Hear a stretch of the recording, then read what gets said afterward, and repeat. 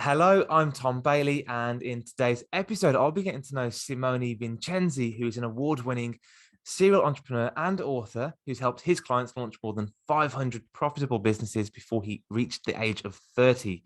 So, Simone, hello, and a very warm welcome to today's episode. Thank you for having me here, and I cannot wait to get started. Fantastic. And just out of interest for me and all of our listeners, whereabouts are you based right now?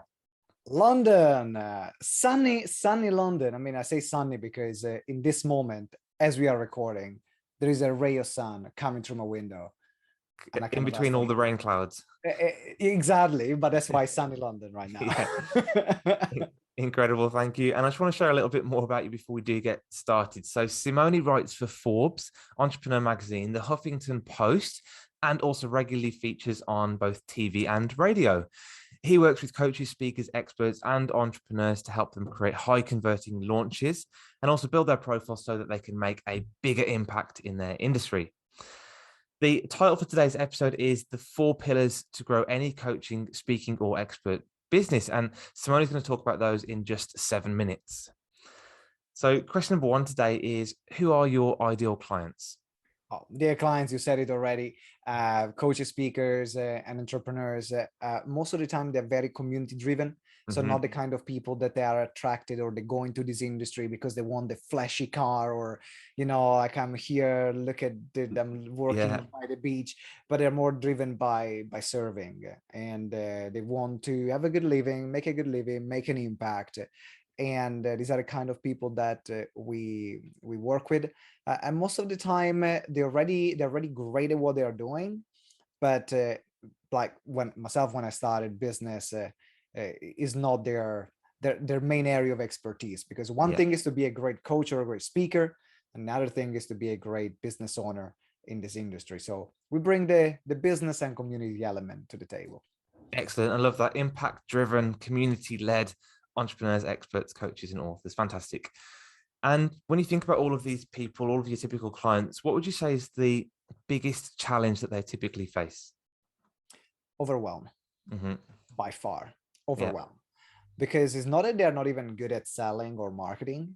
Most of the time they are, but because they are trying too many things at the same time, or they don't have a clear strategy in terms of what they're doing, the sense of overwhelm that creates the confusion, which then translates into lack of sales or lack of leads, or the up and downs that there are consistently in the business. But that's definitely the biggest one, is instead of finding their lane and staying in their lane, they try to do 5,000 different things at the same time, hoping that one will work. Then they get burned out.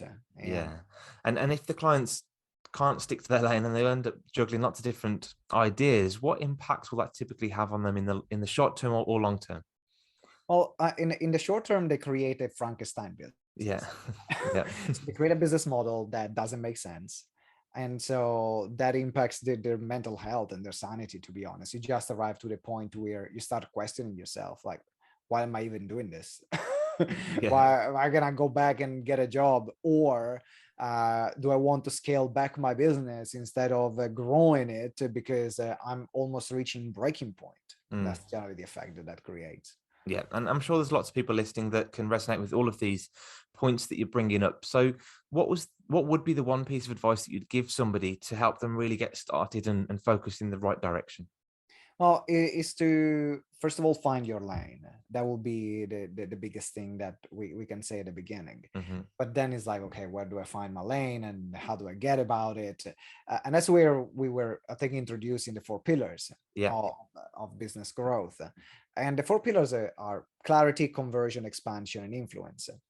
And you need all 4 to make your business work, because some people, they might have a great strategy and they're clear about what they're doing, but then they might not have a high converting product and services, or a great marketing strategy or a great marketing funnel, right? So clarity gives you the direction. Conversion is to make sure that you have great products, great services, a client attraction machine that works. Then in the expansion is to make sure that also you keep expanding your audience. You can have the best products in the world, the best strategy in the world, but if you don't build your audience consistently, then you arrive at a point where your leads are going to dry up.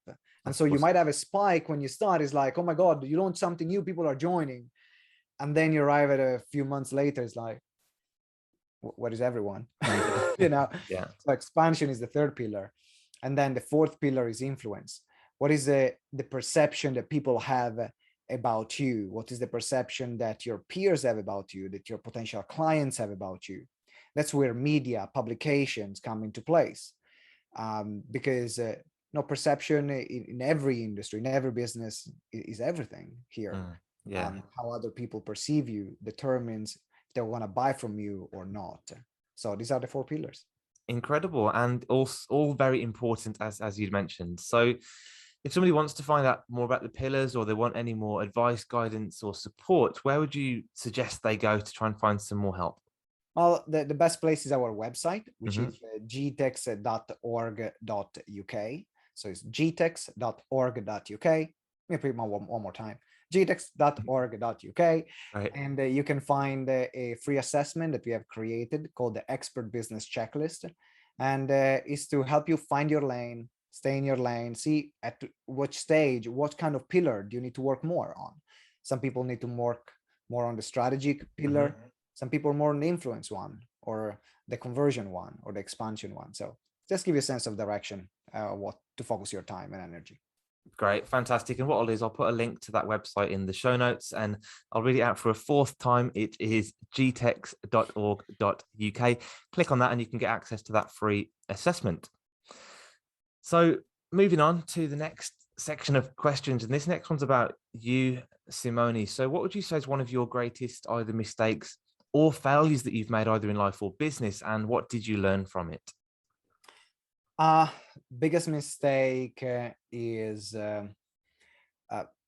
probably to focus on too many things at the same time. That's probably why I do what I do right now. Because you know, I think when we are starting a business and you're passionate about your business, and you're doing your business because of a deeper sense of mission and purpose that you have, it's easy for that business to consume your life and make decisions based on business first and you second.